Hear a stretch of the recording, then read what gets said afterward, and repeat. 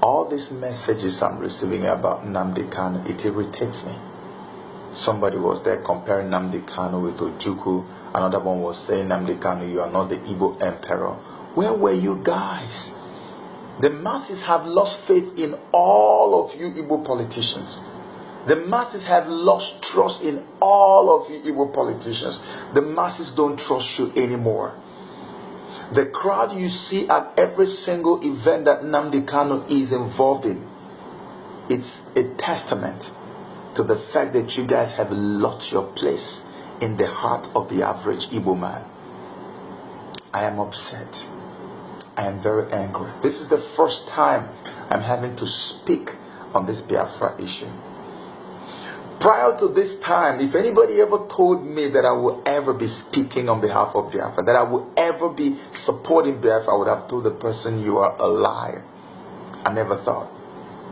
When Yaradua was the president, it was such a crazy idea to even think of Biafra. When Jonathan was president, there was no way anybody could have brought Biafra. Nnamdi Kanu was not popular. Nobody even cared if he existed. You could have made all the noise in the world and nobody would have listened to you. What happened that all of a sudden that we have a regime in Nigeria that belittles and ignores an entire ethnic group of more than 40 million people? Back in the United States, I was so popular that people began to call me Mr. Nigeria. I drove myself to more than 35 states in the US just researching the life of Nigerians and how they were doing and trying to comb everywhere I could to get Nigerians who were doing positive things. Because I was tired of the cliche of corruption, of thieves, of criminals that was just that Nigerians were identified with in the United States.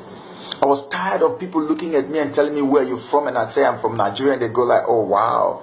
I was tired of all that. And I was going around the whole of the United States, combing everywhere, looking for Nigerians who were doing great things. It didn't matter if they were Hausas, if they were Igbos, or if they were Yorubas. And I eventually did a documentary to that effect. And I wrote a book, a magazine to that effect. And in this magazine, which I launched at the Harvard University, in this magazine, I featured Casey Lawal.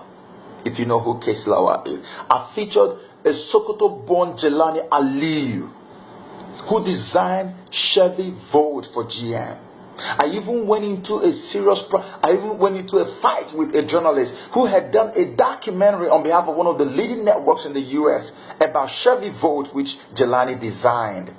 And I said, how come you did a documentary on the car that my brother designed, and you did not feature him, you did not even mention his name in the documentary? And she was like, oh, forgive me, Joe, I'm under authority. I couldn't do more. I featured Dr. Okechukwu. I featured Igbo, I featured Yoruba, I featured Hausa. I drove myself from Atlanta to Michigan, about a day and a half journey, I guess, to go and see Jelani Aliyu in Michigan.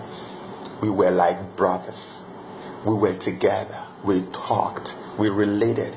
All through the period, we kept talking. I mean, I never saw him like an Hausa man. I never saw the Yorubas like Yorubas. I fought so hard for Nigeria that even when the Mutalab thing happened, Abdul Mutalab, the one they call the underwear bomber, I took it upon myself. Nigerians already knew me and they were calling me from all over the place.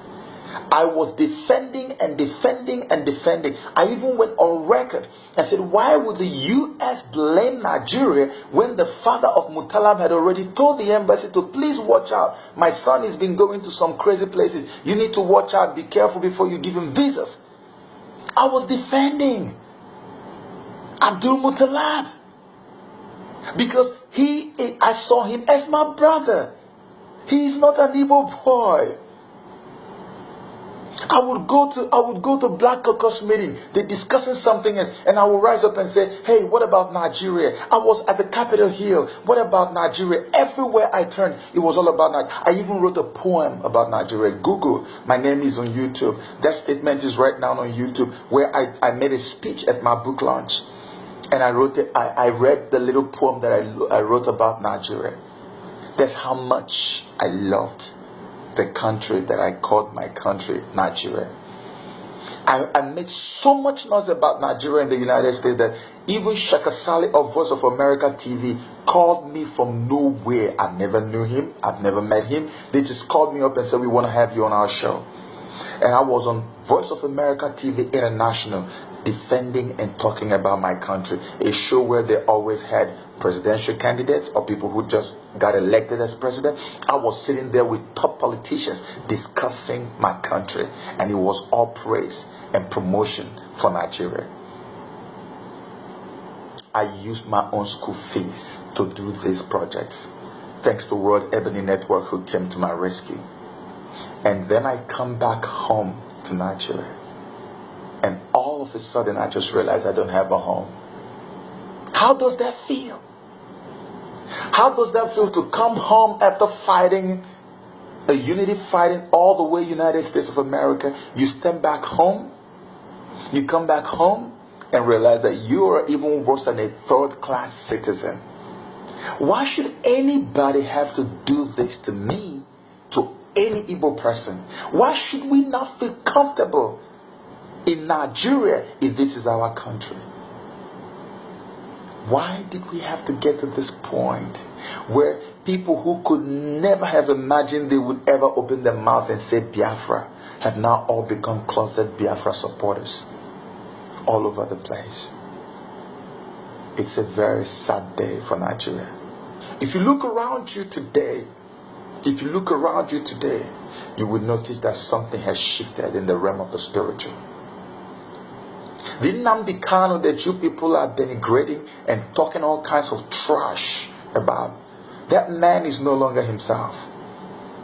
The reason that everybody is following him is because when they look at the Nigerian government, the average Igbo man looks at the Nigerian government and what he sees is oppression. The average Igbo man looks at the Igbo politicians, what they see is betrayal.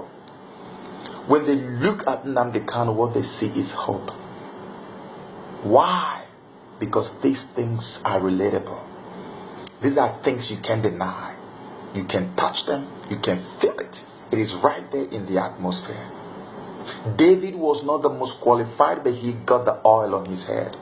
Moses was not the most eloquent, but he was the one to defend his people. Listen to me. Stop denigrating Nnamdi Kanu. Stop writing trash about Nnamdi Kanu. He is anointed for this movement. I heard a prophet from Abuja saying, hey, I am not an Igbo man, but there's something on this man, and nobody wants to listen to him. I tell you the truth. The spirit of the fallen heroes of Biafra, they are rising up again.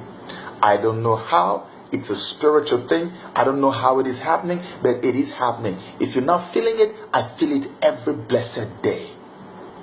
There was a quick notice. The quick notice says, you have to leave at so time. And when you leave, we're going to confiscate your properties. Jesus Christ.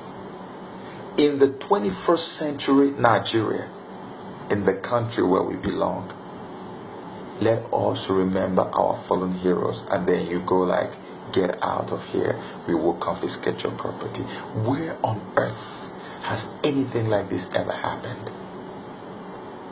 Biafra is on the horizon. Mark my words. I fought for Donald Trump.